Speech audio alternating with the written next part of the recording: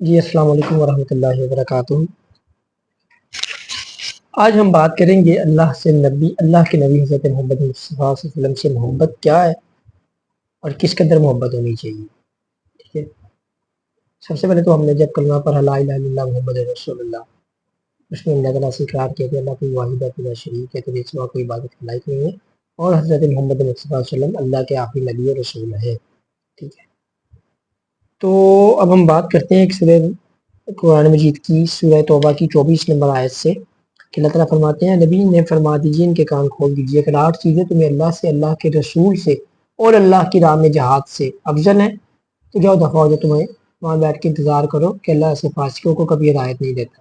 ٹھیک ہے، تو وہ 8 چیزیں کون سی ہیں؟ آپ کے والدین، آپ کی بیویاں، بیویوں کے لیے شوہر، آپ کے بھائی، آپ کی اولاد، آپ کے مال جو آپ نے بڑی شوق سے کمائے ہیں، آپ کی حویلیاں جس میں آپ رہتے ہیں، آپ کے کاروبار جن کا باقاعدہ اللہ تعالیٰ نے الفاظ بولے ہیں، باقاعدہ اللہ تعالیٰ نے فرمایا آپ کے کاروبار جن کا تمہیں اندیشہ رہتا ہے کہ مندہ نہ ہو جائے، اگر یہ 8 چیزیں تمہیں عزیز تر ہیں اللہ سے، اللہ کے رسول سے اور اللہ کی راہ میں جہاد سے، تو جاؤ دفعہ ہو جاؤ، وہاں بیٹھ کے انتظار کرو کہ اللہ سے فاسقوں کو ہدایت نہیں دیتا۔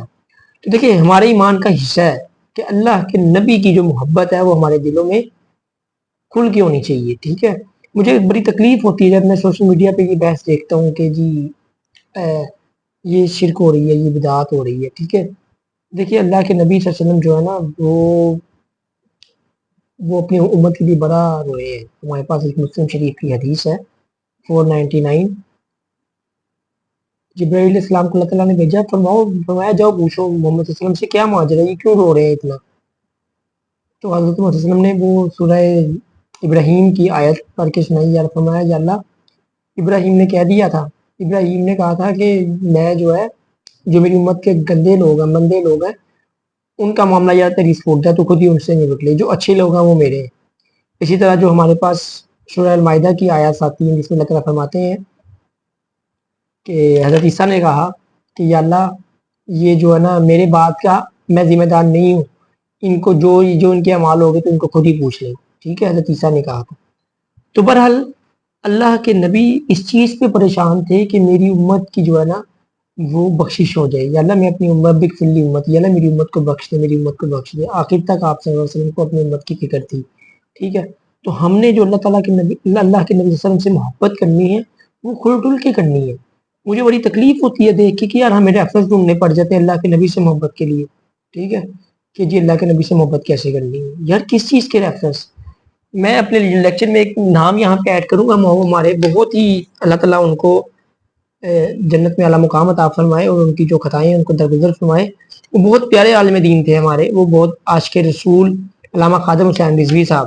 ٹھیک ہے، لٹرلی وہ بہت بڑے عاشق رسول تھے، اللہ تعالیٰ ان کو جنت میں اعلیٰ مقام عطا فرمائے۔ وہ کہتے ہوتے تھے کہ اتنی حضور سے وفا ہم نے ضرور کرنی ہے کہ جب ہماری روح نکلے نا تو روزے سے آواز آئے آؤ میرا غلام آیا۔ ٹھیک ہے، تو اتنی حضور سے وفا ضرور کرنی ہے کہ جب ہم قیامت والے دن اللہ کے حضور پیش ہوں تو اللہ کے نبی کہیں آ جاؤ یار، ٹھیک ہے تم نے اگر مگر شگر نہیں کیا تھا، تم آ جاؤ، ٹھیک ہے تم میرے ہی ہو۔ تو اللہ کے نبی سے جو محبت ہے وہ کھل ڈل کے کرنی ہے، کسی پریشان نہیں ہونا۔ ٹھیک ہے، لیکن اتنی محبت نہیں کرنی، اس قدر نہیں ڈوب جانا کہ نعوذ باللہ جیسے کرسچنزم نے کیا کہ حضرت عیسیٰ کو اللہ کا بیٹا بنا دیا۔ ٹھیک ہے، اللہ کے نبی نے فرمایا کہ میں بھی تمہاری طرح انسان ہوں، بشر ہوں۔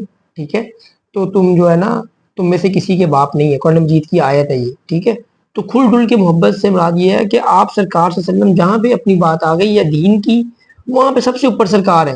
ٹھیک ہے، کسی کو افضلیت نہیں دینی، سب سے پہلے اللہ کا حکم، اللہ کے رسول کا حکم۔ ٹھیک ہے، محبت ظاہر کرنے کا یہی طریقہ ہے کہ ہم ان کی پیروی کرتے ہیں۔ ٹھیک ہے، اگر ہم نے آج اپنے کسی دوست سے محبت کرنی ہے تو ہم اس کی باتیں مانتے ہیں کہ یار ٹھیک ہے تم جیسے خوش ہو میں ویسے خوش ہوں، تو ہم نے بھی اللہ کے نبی سے محبت اسی قدر کرنی ہے کہ کھل ٹل کی محبت کرنی ہے۔ ٹھیک، کبھی ہمیں لوگ آپ کو پاگل کہیں، میں تو یہ کہتا ہوں کہ لوگ آپ کو پاگل کہیں کہ یار یہ پاگل ہے، اتنی محبت میں حضور کی محبت میں پاگل ہوا پر ہے، تو اور کیا چاہیے؟ ٹھیک، کھل ڈل کے محبت کریں حضور سے۔ اور جو ہے ابھی ہمارے پاس یہ ربیع الاول کا مہینہ بھی چل رہا ہے، اس سے بھی ہمارے پاس اکثر بحث چل رہی ہوتی ہے کہ آپ سرکار کی ولادت اس پہ ہے یا نہیں ہے۔ ٹھیک ہے، تو ان میں جو ہے ہمارے پاس یہ جو ہے اپنا بہت ہمارے پاس مشہور عالم دین ہے۔ ٹھیک ہے، بہت بہت بڑے عالم دین اس پہ بحث کر رہے ہوتے ہیں کہ آپ سرکار کی ولادت نہیں ہے، شہادت نہیں ہے اس دن، ٹھیک ہے۔ میں کہتا ہوں یار کچھ بھی ہے، آپ سرکار آئے تو ہے نا اس دنیا میں، ٹھیک ہے، اور انہوں نے پردہ بھی فرمایا۔ تو ہمارے پاس جو ہے ہم اپنے چھوٹے سے بچے کی برتھ ڈے اس قدر سیلیبریشن کرتے ہیں جیسے کہ بھئی وہ ہر سال کرتے ہیں، گج بج کے کرتے ہیں اور اچھا خاصا خرچہ کرتے ہیں، ٹھیک ہے۔ ہمارے پاس اتنا ٹائم ہے کہ ہم یہ سوچنے کے لیے بیٹھ جائیں کہ کیا مجھے حضور کی جشن ولادت منانی چاہیے یا نہیں منانی چاہیے، ٹھیک ہے۔